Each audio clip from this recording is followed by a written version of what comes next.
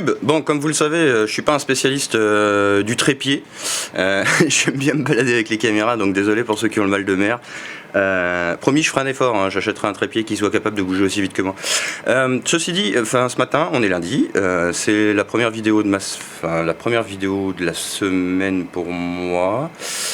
Il faut que j'apprenne à ralentir un petit peu, me disent certaines personnes. Bon bref, peu importe.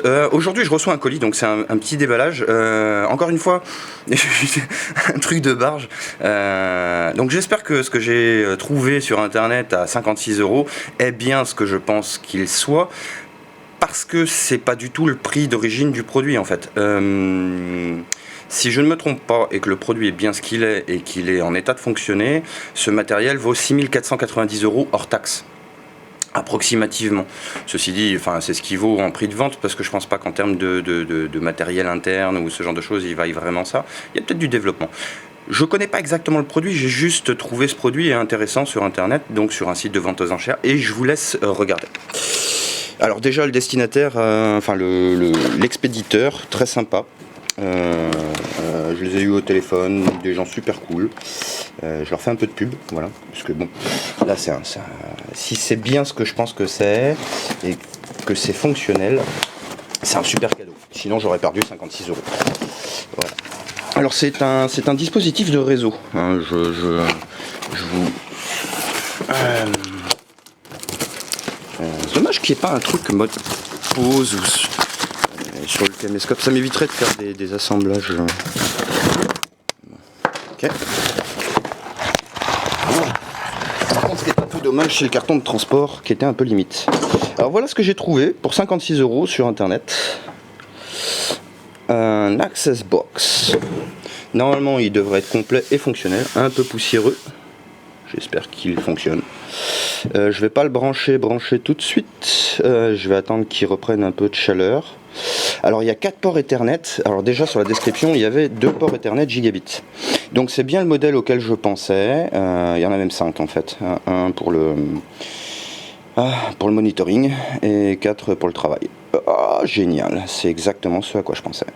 Donc voilà, encore une petite réussite, je pense, s'il est fonctionnel. Au vu du ventilateur, c'est pas quelque chose qui a tourné beaucoup. En règle générale, les pales de ventilateur se prennent une bonne couche de poufringue. Excusez-moi pour le mot poufringue. Il y en a peut-être qui connaissent pas, ça veut dire poussière en fait. Voilà, pour ceux qui n'auraient pas deviné. L'appareil est quasiment neuf, si ce n'est que bon, il a un peu de poussière. Il a peut-être pris un petit coup ou deux pendant le transport, puisqu'il il était apparemment dans un carton d'origine ou presque.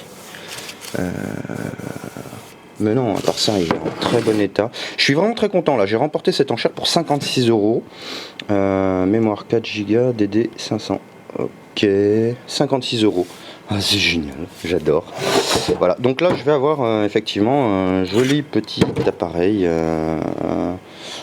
Alors je sais pas si je vais laisser l'appareil tel quel, à savoir le conserver avec son OS d'origine ou le modifier. Je sais pas encore, je verrai bien. Les boutons ont l'air fonctionnels en tout cas. Voilà. Bon ça va, c'est pas très compliqué, hein, 2 boutons, hein, marche arrêt et reset. Après tout le reste se passe par le clavier souris je pense. Pas de documentation, pas de CD, pas de...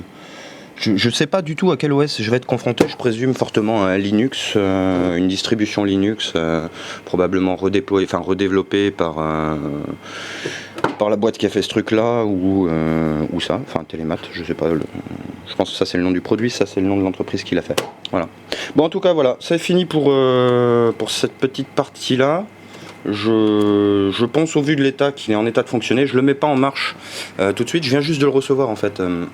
Je ne le mets pas en marche tout de suite, pour la bonne et simple raison, c'est qu'il est encore très froid. Et donc je voudrais pas qu'il y ait de la condensation qui soit formée sur certains composants avant sa mise en route.